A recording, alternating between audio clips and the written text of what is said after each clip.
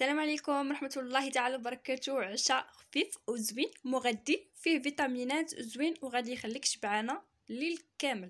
اول حاجه غادي ناخذ واحد الكاسرونه وغادي نديرو فيها واحد شويه ديال المقدار، يعني مقدار ديال الارز مع شويه ديال الماء، شويه ديال الملحه وشويه ديال الزيت البلديه. غادي نديروه يطيب ونخليوه على جنب. بالنسبه حتى كيطيب عاد كنديرو معاه الزيتون الاسود كما شفتوا. او هنايا طاب. غادي نضيف عليه شويه ديال الزيتون الاسود.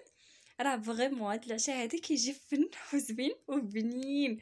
ولا كان عندكم يعني كنتم من المحبين ديال الحار تقدروا ديروا واحد شويه ديال الحار كيجي خطير، واحد اللذه بنين بنين بنين بزاف. راه ما نقدرش، راه عرفتي راه منسو يعني واحد البنه زوينه بزاف. ومن بعد ملي كتقدموه هكا في الاناء كتديروا شويه ديال الطون من الفوق اللي كيزيدوا بنه على بنه. واحد سالاد اللي هي كتجي بنينه بزاف وفي نفس الوقت مغذيه، يعني كتشبعكم زوينه زوينه بزاف. صراحه انا هذا دابا هذا عشايا تعشيت به اليوم، راه جا غزال غزال غزال. وصراحه يعني كيهنيكم، ما تبقاوش تفكروا ولا هكا، فسهل سهل سهل جدا فريمون. هذاك اللون يعني ولا بحال هكا، حيت الزيتون الاسود هو اللي يطلق هذاك اللون في الارز. راه كيجي خطير البنات، جربوه وردوا عليا.